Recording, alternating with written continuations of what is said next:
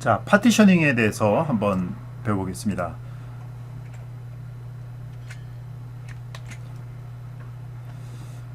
그 ESP32에는 그 4MB의 플래시 메모리가 들어있어요. 플래시 메모리는 잘 알고 있죠. 여기에 기록된 것은 이제 전원이 나가도 계속 남아있기 때문에 저장 장치로 사용이 됩니다. 특히 이런 이제 인베디드 모드 같은 경우에 하드디스크라든지 그런 전원이 없어도 저장이 되는 그런 장치를 다는데 문제가 있기 때문에 보통 이제 플래시 메모리에다 저장을 하죠. 뭐 스마트폰도 다 플래시 메모리에 저장하고요. 그래서 ESP32에도 이제 4MB 플래시가 있는데 이 플래시 메모리를 그냥 이제 통째로 다 쓰는 건 아니에요. 네. 이거를 이제 그 나눠가지고 쓰게 됩니다. 특히나 이 그 나눈 정보 있잖아요. 그런 걸 우리가 이제 파티션 했다고 하는데, 그렇게 나누는 것을 이제 파티셔닝이라고 하는데, 그 나눈 것에 대한 정보를 가진 것은 이제 파티션 테이블이라고 합니다. 그래서 이 플래시 메모리를 어떻게 나눠가지고 이거를 사용하고 있다라는 파티션 테이블에 대한 정보도 이 테이블 자체도 이 플래시 메모리에 저장이 되게 됩니다. 그래서 그 이 플래시 메모리가 4MB니까 뭐 0번지부터 시작해갖고 쭉 주소가 4MB 어드레스 공간에 주어지겠죠. 그런데 이제 그 ESP32 같은 경우는 이제 딱 정해져 있어요. 그래서 여기 플래시 메모리 중에 16진수로 0x 8000번지의 파티션 정보가 기록이 되고요. 그 다음에 그 파티션 테이블에 대한 정보는 최대 크기가 0x C00바이트. 이거 뭐 이제 10진수로 바꾸면 어느 정도 크기가 나오겠죠. 근데 이제 이 사이즈가 최대 그 95개 파티션을 쓸 수 있는 정보가 기록이 됩니다.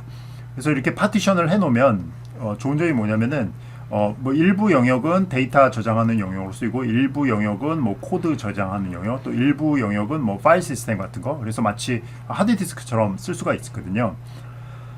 그래서 이제 이렇게 나눠 놓는데 여기에 이제 하나의 예시가 있습니다. 그래서 여기는 파티션이 총 5개로 되어 있는 거고요. 그래서 이 이름을 MVS, 뭐 OTA 데이터, 앱0, 앱1, 뭐 SP 이렇게 되어 있는 거고요.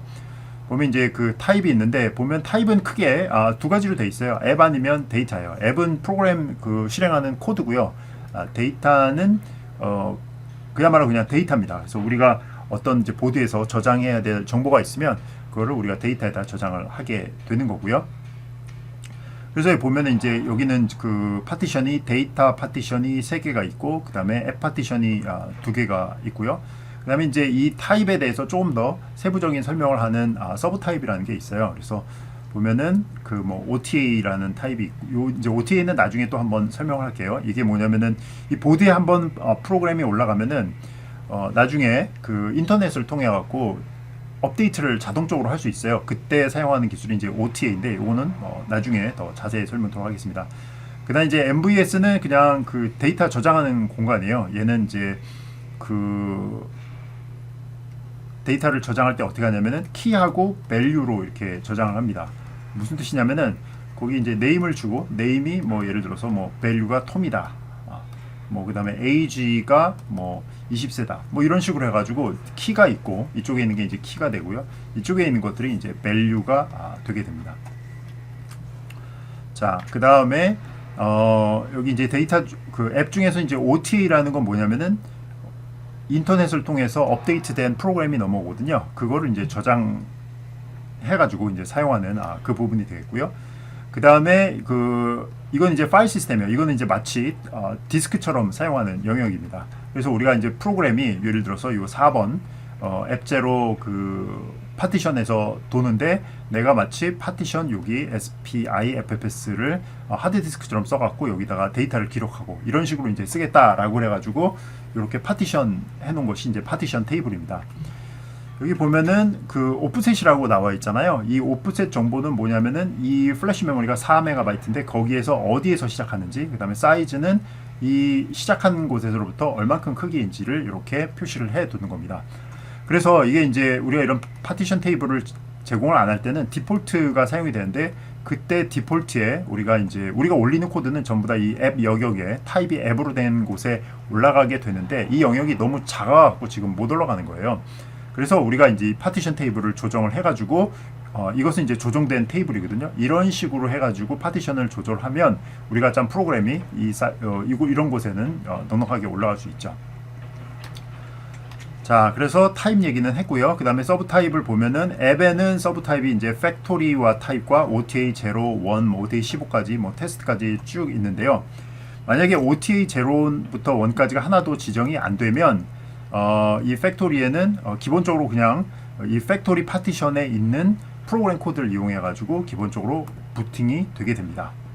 그 다음에 OTA 뭐 이렇게 번호를 매긴 것은 이건 이제 그 인터넷 통해 가지고 프로그램 업데이트 할 때 쓰려고 하는 건데, 뭐 이렇게 OTA가 많으냐, 무슨 얘기냐면은 내가 프로그램이 OTA 0에 맨 처음에 이제 프로그램이 저장돼 있었어요. 그러다가 내가 인터넷을 통해서 다운로드 받은 프로그램은 OTA 1번에다 저장을 하는 거예요. 왜냐면 여기를 이제 엎어 쓰다가 여기다 오버라이트 하다가 만약 잘못되면은 그 보드 자체가 구동이 안 되니까 여기다 이렇게 하게 됩니다. 그러다가 이제 나중에 부팅할 때는 OTA 1을 이용해 가지고 프로그램을 구동하게 되면 업데이트된 소프트웨어로 도는 거죠. 이런 식으로 해갖고 이렇게 OTA 파티션을 여러 개 만들어 놓은 거고요. 그 다음에 이제 데이터의 서브 타입 종류는 이제 OTA. 이거는 이제 OTA 할 때 사용되는 파티션인데, 이 파티션 안에 현재 어느 OTA 파티션을 이용해 가지고 부팅을 해야 되는지를 거기에 실제 돌아가는 코드가 들어가는지 거기에 이제 저장이 돼 있어요. 그래서 OTA 0냐 1이냐 OTA 15냐 이런 식으로 돼 있는데, 만약에 아무것도 여기에 없으면 그냥 기본적으로 디폴트로 OTA 0가 들어가게 됩니다. 그 다음에 MVS는 아까 했듯이 데이터 저장하는 공간 키하고 밸류고요. 그 다음에 SPI, FFS는 이거 파일 시스템이에요. 그냥 이게 SPI, Serial Peripheral Interface 플래시 파일 시스템, 그러니까 플래시를 마치 하드디스크처럼 사용하도록 해주는 그런 것을 의미하게 됩니다. 자, 그래서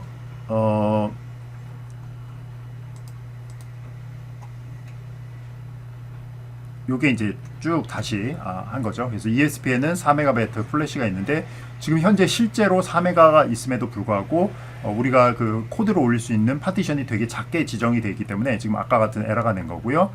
그 다음에 플래시 메모리 이렇게 돼 있고, 그 다음에 크기 뭐 이런 얘기를 했습니다. 자, 이제 기본적으로 이제 파티션에 대해서 알았기 때문에 이제 다시 코드로 돌아가 가지고 이런 이제 파티션 테이블이 있고요. 이 파티션 테이블을 여기다 이렇게 걸어주면 되는 겁니다. 그래서 custom.csv라는 요 파일에 있는 파티션대로 다 파티션 하고요.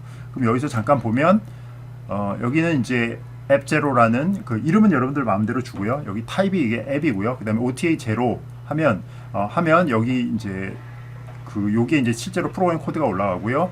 그 다음에 OTA 데이터라는 파티션에 여기 OTA라고 돼 있잖아요. 여기에다가 어떤 OTA, 그러니까 이게 OTA 0냐, OTA 1이냐 이런 걸 해갖고 어디에 저장된 프로그램을 이용해갖고 프로그램 이 보드상에 전원이 인가될 때 프로그램을 돌려야 되는지 그거를 나타내게 됩니다. 만약에 아무것도 안 하면 그냥 제일 먼저 나타나는 요 앱 파티션 여기에 있는 코드를 자동적으로 이용을 해서 하게 되니까 우리가 여기다가 이제 코드를 올리게 되는 거죠. 자, 이렇게 해갖고 이제 지정을 한 다음에 한번 컴파일을 해볼게요. 컴파일 해보면 이번에는 어떻게 되는지 보겠습니다.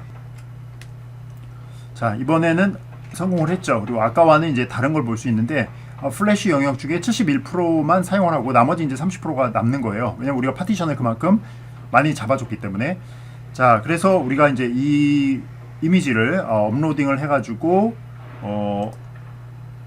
하는 걸 보면 실제로 얘가 이제 데이터를 보내고 있죠, 그죠? 예.